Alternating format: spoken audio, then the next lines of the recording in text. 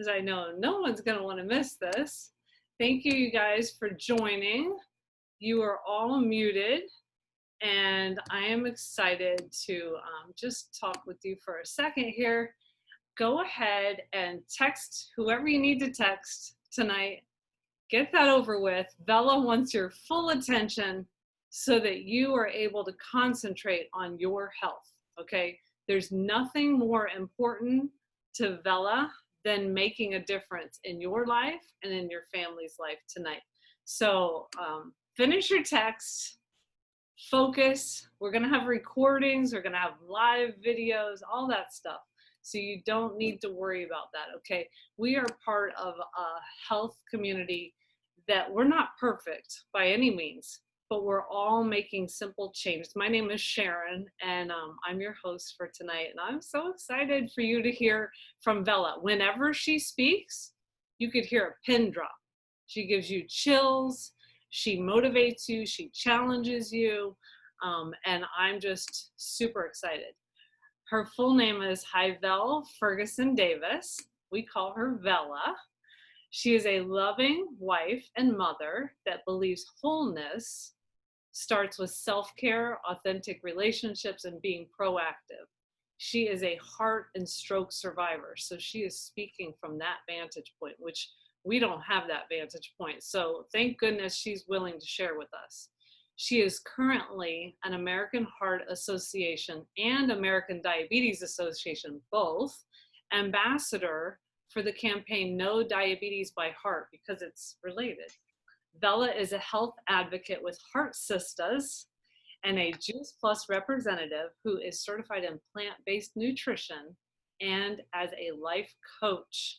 She is passionate about reclaiming God's glory of living mind, body, soul, and spirit. So I am super excited to have Vella on here sharing with us tonight. And I want you to just go ahead, Vella, take us back to, you know, everything you want to share with us and go for it. Thank you so much, everyone, for joining. Thank you, Sharon, and thank you for the invite. And like I say, thank you for the opportunity, because that's better. Okay, because it's urgent that we get about our business. And how do we do that? It's by gaining accountability. So tonight, I'm just going to go through and just make a heart connection and just divulge a lot of information. And like I said, the Juice Plus community, for me, I would say it's a game changer. It has given me hope when I was hopeless. It has given me an avenue that I needed to thrive. And just living in wholeness, knowing that every day is an opportunity to get it right. And like I said, the community is excellent. And so tonight I'm going to talk about my scars. I'm going to talk about all of our scars. And you know, in life, our scars don't define us. And you know, when I say that, you know, you see my scar on my chest, which is like an 8 or 10-inch scar. And then I have scars that's on my neck. And then I have a scar on my carotid arteries.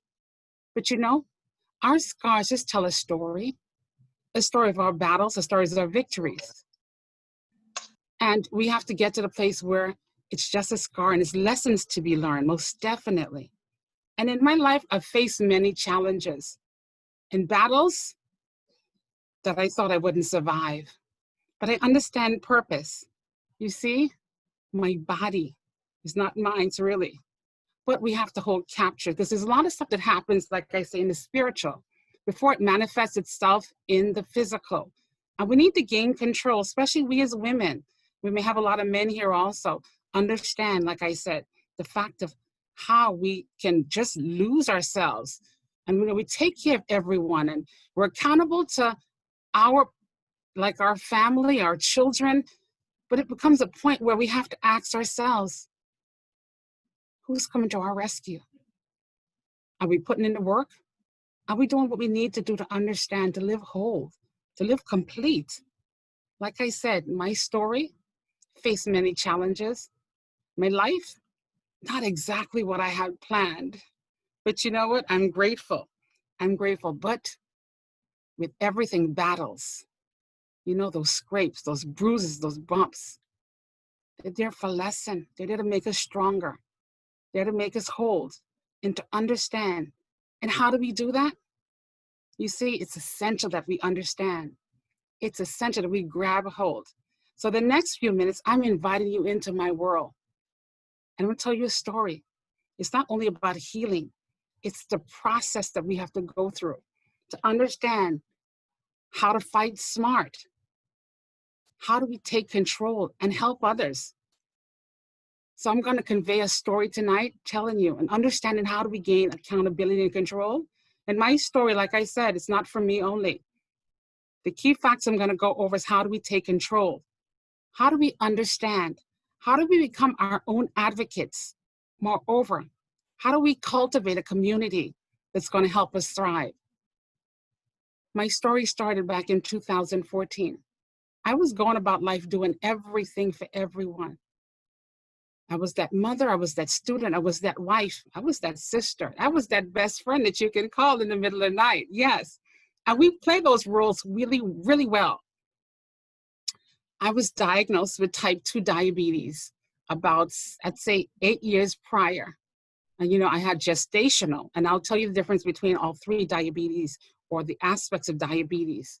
But what I want you to understand and learn are the warning signs. Pay attention to those. I'm going to talk a lot in my story, but there's key pointers that I'm going to point out that you may have some clarity or understand that, you're dealing with something that you have to go and get checked out. So really listen to the words as I convey them to you.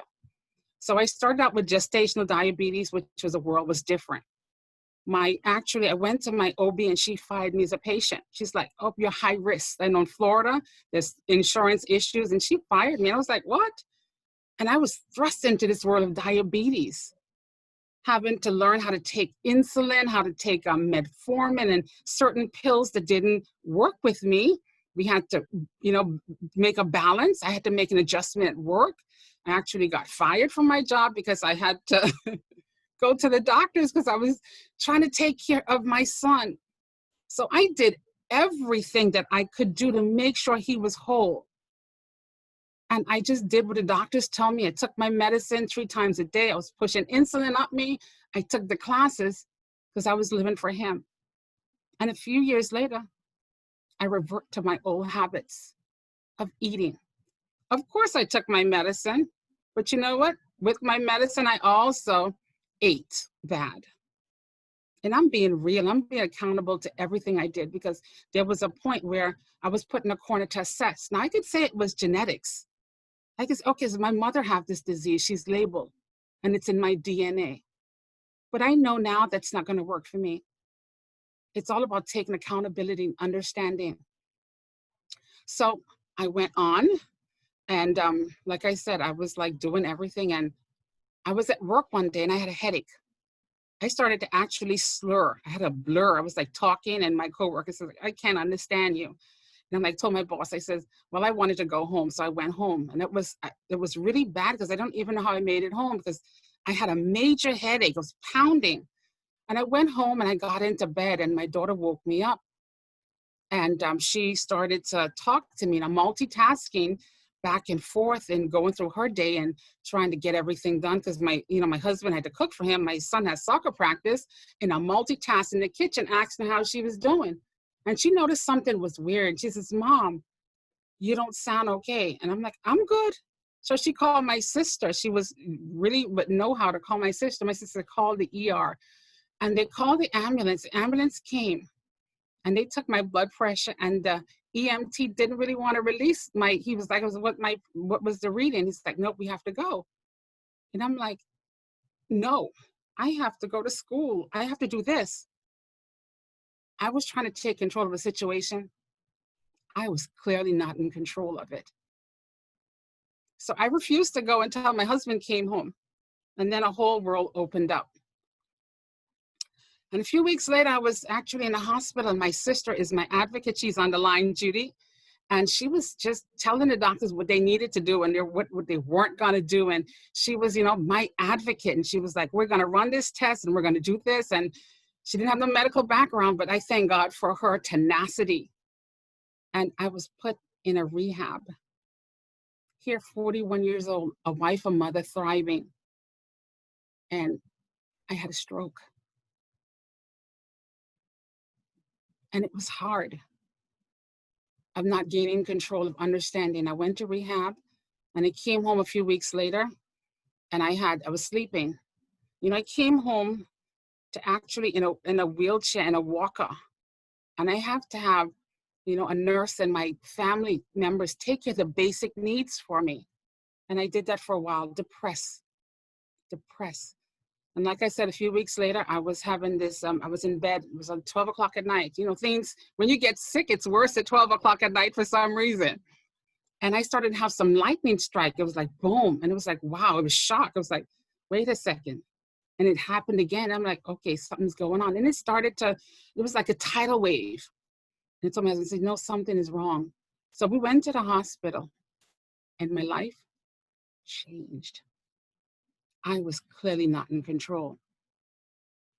As the serious stuff started happening, I was in the ER. I was taken to the cath lab into Broward General, having to undergo a catheterization and having the doctors come out and tell me, we have to go stat. So I was taken to ICU and it got real. I had major heart issues that needed repair.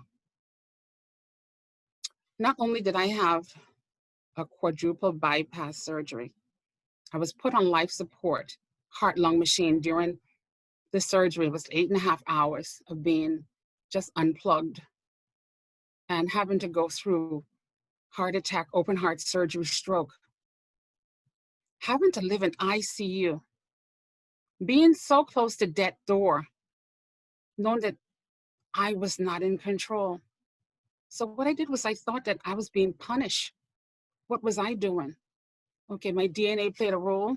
How do I gain control? How do I find myself to a way the pain was intense. I had to learn how to do basically everything. I had this line in my stomach and a drainage. I would never forget that pain when they took that drainage out. But I stayed in ICU, and those nights, they were hard, being so close to death door. So I came home,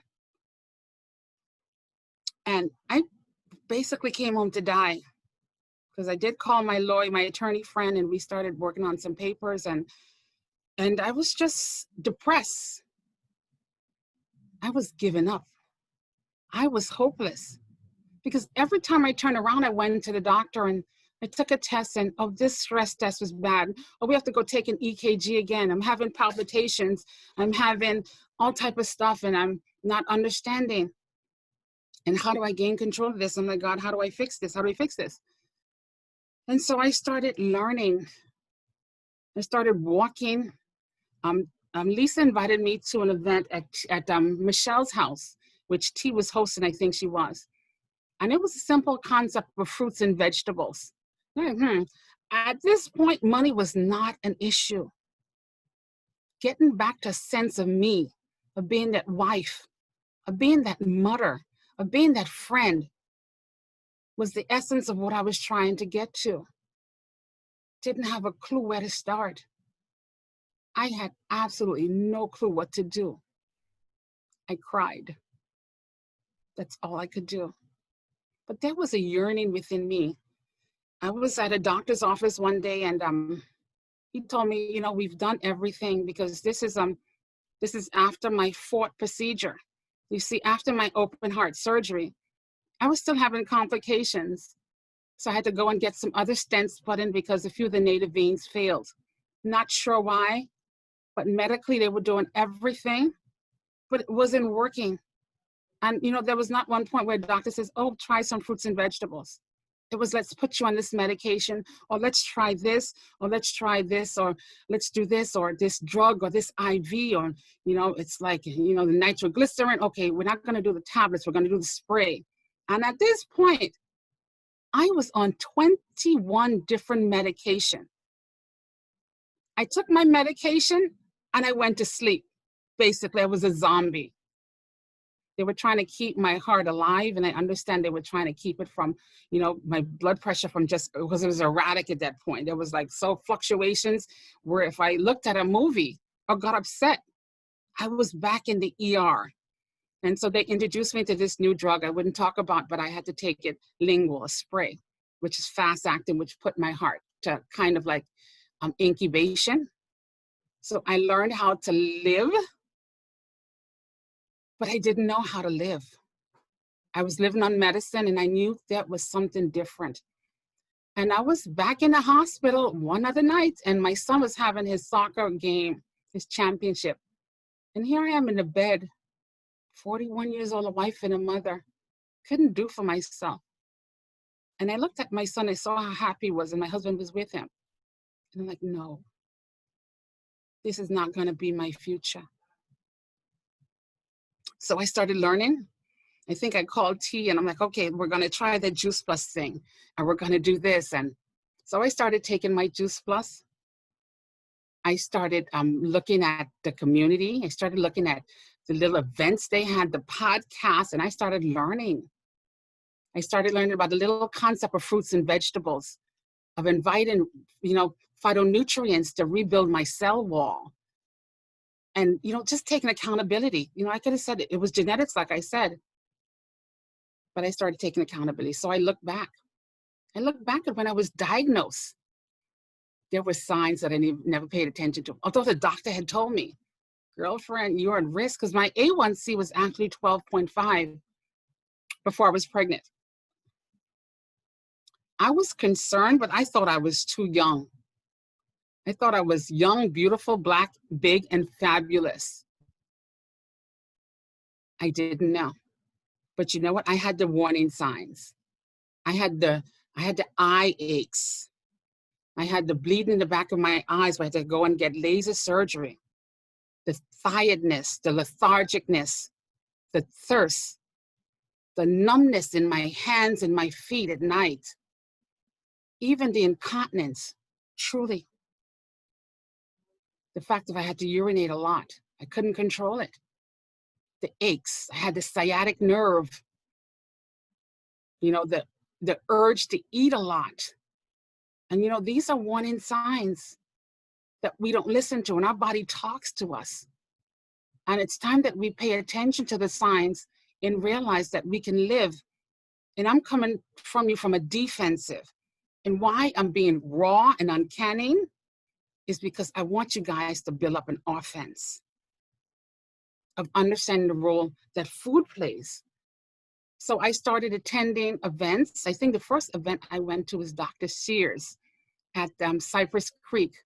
And he was talking about from a child aspect, because it was perfect, because I kind of grabbed hold of how he made the concept so easy to learn.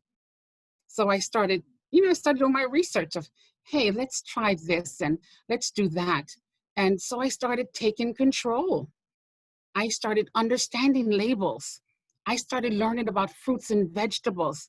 I started learning about, like I said, free radicals and how we ward off disease. The simple concept of actually drinking water, of looking at labels. And when I tell you look at your labels, don't look at the pretty package on the front. No, you dive deep in the back and you see what's on there. Because sometimes it says heart healthy or all natural. Really? No. Read your labels and understand of why.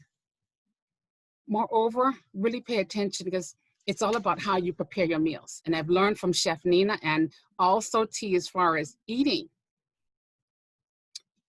foods to help your body. At one point, I was on a certain medication. I'm not going to even mention it. And let me make a disclaimer. I'm not saying anything against medical intervention. Medical intervention, God gave doctors a reason for the knowledge, and we understand that. I just think it's for emergency purposes, and it's not meant to be taken a lifetime if you don't have a congenital defect or something along that line. So it's imperative that you understand and you get with your care team and make it a collaborative effort. Because at one point when I went to my doctors, I didn't know this world. And when I talk to doctors now, they look at me and they say, are you in the medical field? I say, no, I'm just a professional patient. I want to live. Therefore, I'm going to do and learn the information. And the information is there. We can go on Facebook and look at a lot of junk. But wouldn't we be doing a disservice if we don't understand the connection of food, of medicine? How do we feed our bodies? How do we fuel our bodies to live optimally? If not for us, our family, we are the caretakers and we have to understand that. So I started learning, like I said, I started going to the events.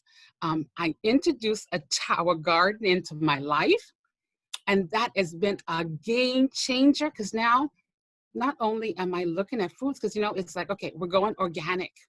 My husband's like, what? I'm like, yeah. And you see the recalls and you see the lettuce, there's always some recall. I'm like, no, we're gonna go better. Because now guess what? I know better. Now I'm gonna do better. So I started a garden. I have my conventional garden and I also have my tower garden. And what I love about my tower garden is I can go ahead and clip a salad. I brew my teas. There's vegetables there that I can eat off, so it's feeding me. And I'm learning patience because I'm outside getting the vitamin D, right? Something that's simple as just changing our attitudes towards living.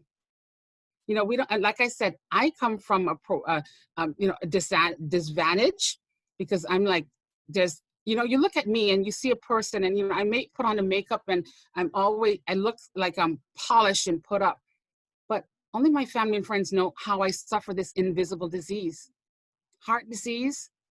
Sometimes you don't even get a comeback. And I have to take my naps. Yes, me and my dog, we're scheduled to take naps.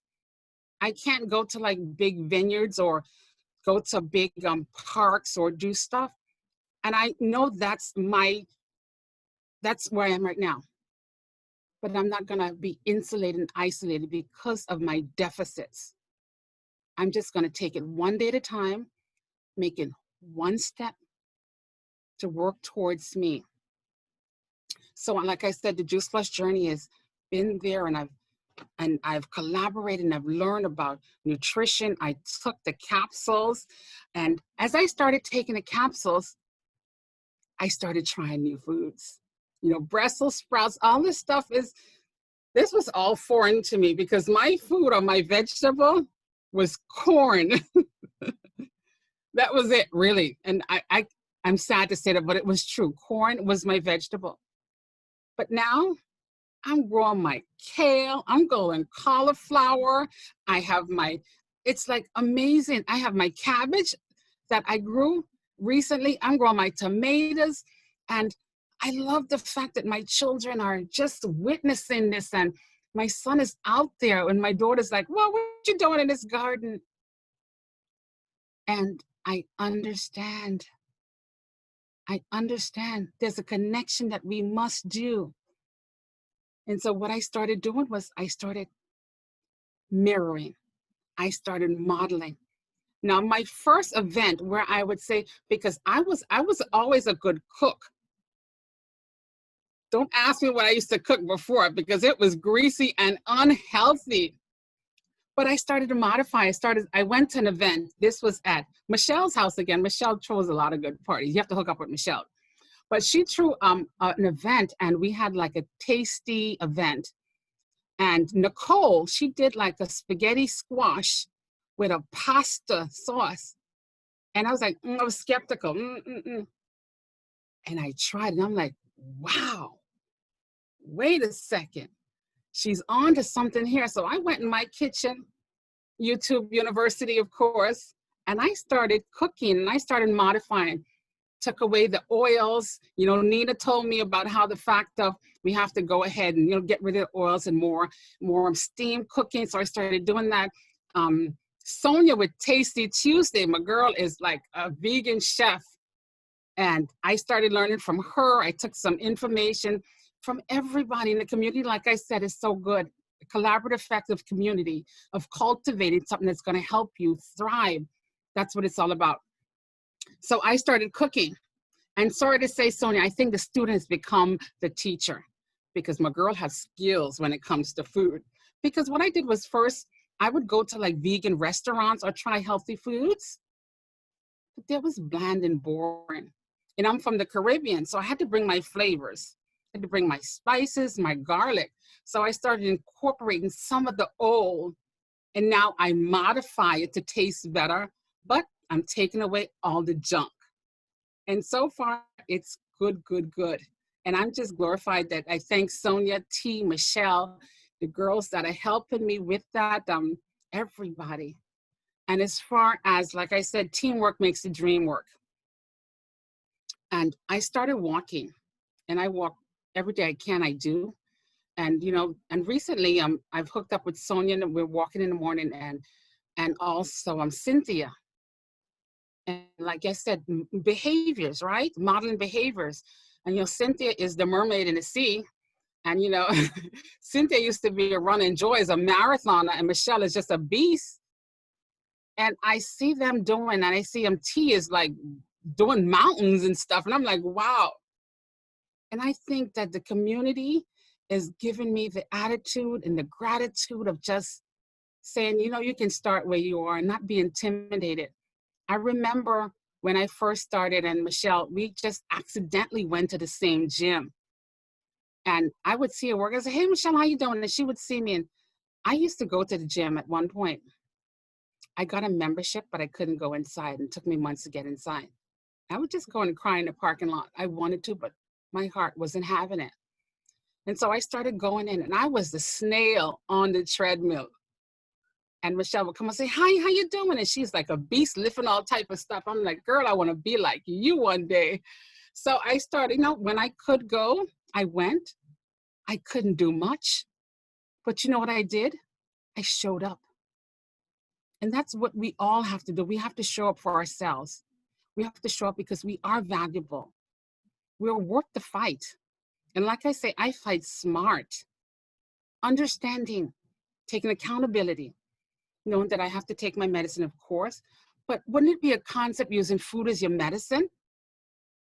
Of understanding relationship, how to build your cell wall up, to build your immunity up by just ingesting food that's going to girt you, to get rid of the bad bacteria that lie in your gut, and introduce new bacteria that's going to be your friend. I learned that from Dr. Sears, y'all. Good bacteria. And I took away a few lessons, family support that we need. I'm going to talk about also a collaboration, having a care team. It's so vital. So when you start, like when I started, my husband he's so good to me, and thank God for him. And, I cooked the foods, and my son was skeptical at first. And he came a long way because no longer, he was drinking the sodas. He started drinking juice. And I told a story recently. We went to Publix because we would hollow out our breads and stuff. And he says, I told him he wanted a sub. And he says, oh, I just want spinach and chicken. And I did a dance. I was like, yes, he's getting it. And I understand I made that connection. The catalyst was definitely Juice Plus. The motivation was my why to live.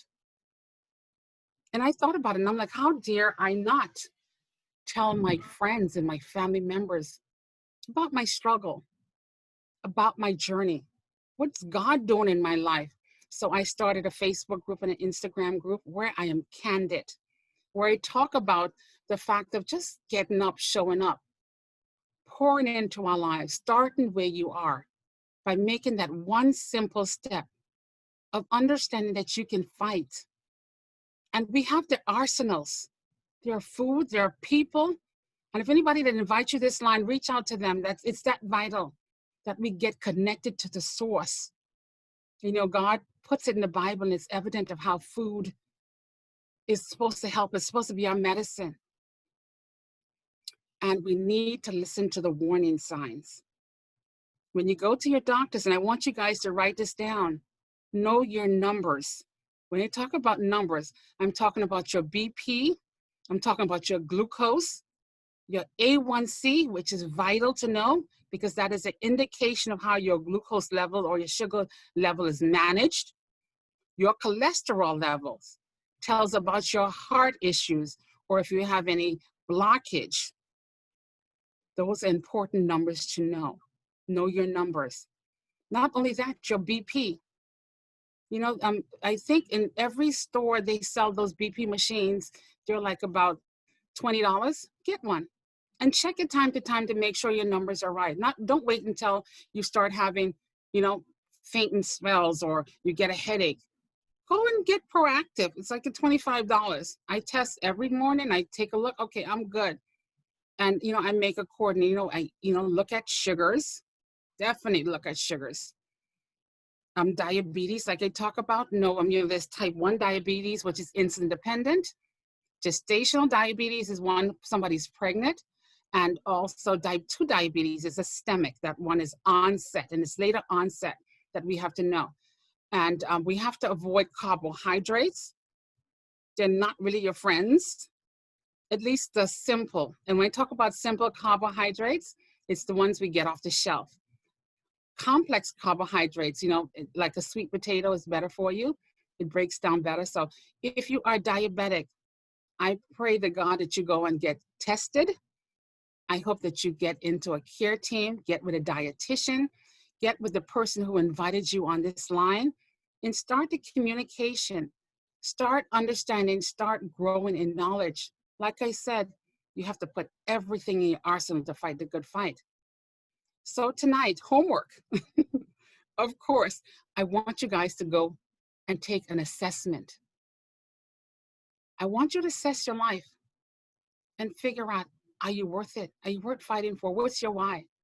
What is the legacy that you're leaving for your children? What do you want to take, what do you want to take out of life? But then I want you to go ahead and create that action plan. Yes, go in your refrigerator. Go in your pantries. And, assess what's there. And ask yourself, are you feeding or are you fueling? We have to take inventory for such a time as this. It's vital.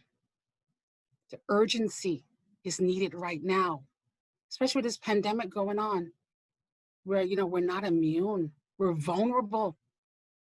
And how dare we just sit back and just watch news all day? We have to arm ourselves. And how we arm ourselves is by understanding the simple concept of living whole, of understanding that we need to take accountability for ourselves. And also, selfishness is okay as a mother, as a woman. Take time out for yourself. It's that urgent that we do that, and the time is now that we do that. So tonight, and also, call up a friend, call up your brother, a sister, call up your mother. Ask them how they're doing. Ask them if they went to the doctor today, if they need a partner to go to the doctor. Understand the role that food plays. I came to realization, and it was way late. I thank God that, like I said, my pain has purpose, and my purpose has become my platform, and therefore I'm sharing the information. I'm bringing it to you raw. I'm making the heart connection. And that's why I decided to team up with the American Heart to be that advocate, because I started going to meetings and I looked in the room and I was the only African American there in most of the meetings. I'm like, no, I have to reach women. I have to reach my people. There's a lot of research is done, and I find out why a lot of research are not done on women, especially heart disease. It was like baffling to find the information. As far as men and heart disease and women, and I'm going off a little bit, but this is vital, Sharon, this is vital. When men have heart disease, it's mostly affected their major trunks. But women, it's different. It's the microvessels, it's the arteries, the lighter arteries that are affected. And you don't might have that Hollywood heart attack where it's like, Sometimes it may be a sciatic nerve, because I was diagnosed with a back pain forever. There was no EKG done on me. There was never a stress test done. But I know the warning signs now. And so when a friend tells me, I says, okay, make sure you go to your doctor and make sure you get that stress test. Make sure if you're 35 years old, you have a cardiologist. You go to the doctor, you ask questions. You just don't just go there and he reads off papers to you and that's it. It's takes a collaborative effect. And yes, why I do this? Because I'm worth it. I'm worth living. I'm worth being whole. I'm worth just putting in the work. We can't sit down. We can't stay in our bed. We can't just turn on the TV and live life and think it's going to be okay. We have to show up for our own lives. And we can't wait for anybody to save us. We have to take on that responsibility and save ourselves. Like I said, my warning came late. I thank goodness for the warning. And sometimes there's no warning. That's it. I thank you, Sharon. I thank the community. Like I said, if anybody invited you tonight, go ahead and reach out to them. Start a conversation. Something simple as fruits and vegetables, the tower garden, incorporating water, even the shakes I take in the morning, that daily boost that I get in the morning, because I know I'm getting in all the stuff I need, nutrients. I am totally getting everything I need, living with one, being at peace. And if anybody wants to follow me, I have a page on Facebook and IG, which is Heart Sister. That's HEARTSISTAS. Where I bring it to you raw. And I just want to make a heart connection because I want to reach one person. One simple change, because we are definitely on a mission to save lives. I thank you, Sharon. Are there any questions? All right, we'll open it up for questions. I just want to go back to how do you wake up every day? When you wake up, you just have to be so motivated, because I know you have most of your energy in the morning, you said to me, because you have limited heart capacity at this point. When you wake up, is it like, this is a new day, a new lease on life every day? How do you keep motivated? Because I know you're doing lots of steps every day. You're doing all kinds of things to just get better and better. Well, let me go back a bit. The motivation start. And at night, like I said, I thought I would die in my sleep. I literally thought I would die in my sleep. And so when a new day came, it was like, thank God. And I would tell my husband, and I'd shrug me, I said, make sure I'm okay. Because I thought I would actually die. So when a new day came, I was like, thank goodness for it. So I wake up, I jump out of bed, and I'm like, glory, glory, glory. Because we're not promised anything. And, if I leave tomorrow, it's fine. I know I'm living a life complete. And that's what's the motivation. The motivation is, I'm not going back and having surgery, because I was told that if you had open heart surgery, that it's a possibility 5 years you're going to be back on that OR table. That's not going to be me. My why? I want to live. And because of all these changes that you've made, you're no longer having to take 21 medicines, right? Yes, And I'm working with my care team, and they're excellent. And like I said, I'm being very proactive as far as, and I'm just glorified for what God is doing every day. Like I said, granted, I'm not where I need to be, but I'm not where I used to be. So, and you invest a lot of time in making foods that you want to taste good. Somebody asked, how do you switch to a plant-based diet? Isn't it harder? Isn't it more expensive? And we're not saying everybody needs to switch to a plant-based diet, maybe a more plant-based diet, right? So speak to that for a second, if you don't mind. Yes, it's hard in the beginning, but once you start, like I said, putting flavor, introducing flavor, and just changing it up. And I think that would give you, just start small. You don't have to start with probably Meatless Monday and start seeing your days, because I have to make it fun and cute, especially if I'm doing a taco night, because my children are not like taco eaters or whatever. So I had to get some really cute plates and make it pretty, because I'm feeding my king and queen and my princess. And I say that all the time. So I make it pretty.